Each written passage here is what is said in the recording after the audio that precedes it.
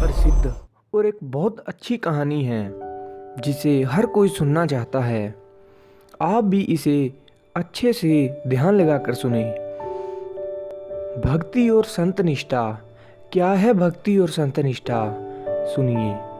प्रभु को पाना है तो प्रेम की गली से गुजरना है, और प्रेम की गली इतनी पतली है कि दो उसमें चल ही नहीं सकते। उसमें चलने के लिए तो एक ही होना पड़ता है। यह प्रसंग एक राजा की जिंदगी का है। उसका नाम था राजा पीपा।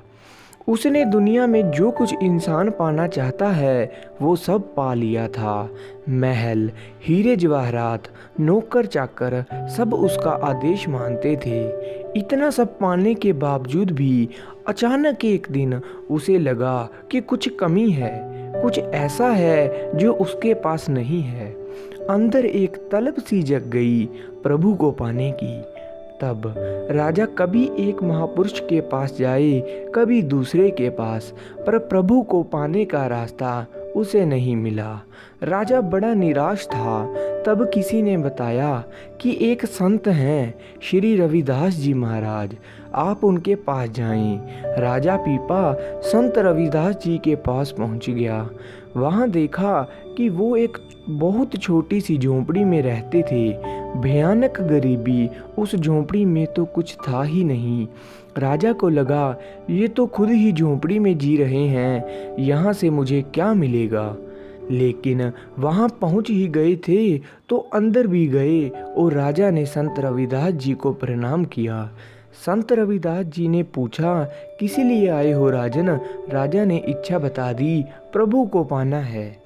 उस समय संत रविदास जी एक कटोरे में चमड़ा भिगो रहे थे मुलायम करने के लिए। तो उन्होंने कहा, ठीक है राजन, अभी बाहर से आए हो तो थोड़े थके हुए हो, प्यास भी लगी होगी, तो लो ये जल पी लो। कहकर वही चमड़े वाला कटोरा राजा की ओर बढ़ा दिया।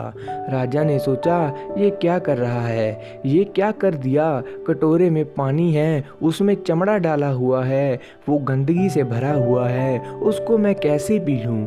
फिर लगा कि अब यहाँ आ ही गया हूँ, सामने बैठा हूँ, तो क्या करूं?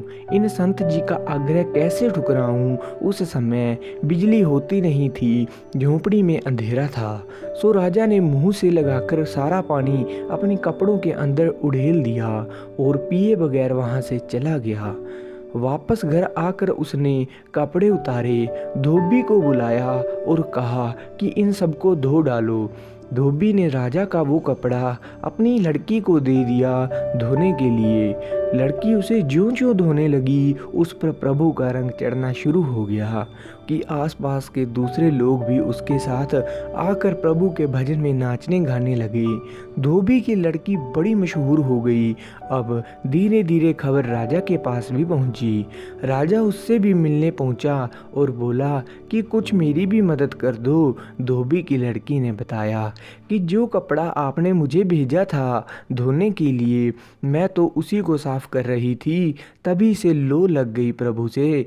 मेरी रूह अंदर की ओर उड़ान कर रही है। राजा को सारी बात याद आ गई और राजा भागा भागा फिर संत रविदास जी महाराज के पास गया और उनके चरण पकड़ लिए। फिर रविदास महाराज ने उनको नाम की देन दी। जब तक इंसान अकिंचन न हो जाए, छोटे से छोटा न हो जाए, तुच्छ से तुच्छ न हो जाए, तब तक नम्रता नहीं आती, और जब तक विनम्र न हो जाए प्रभु नहीं मिल सकते।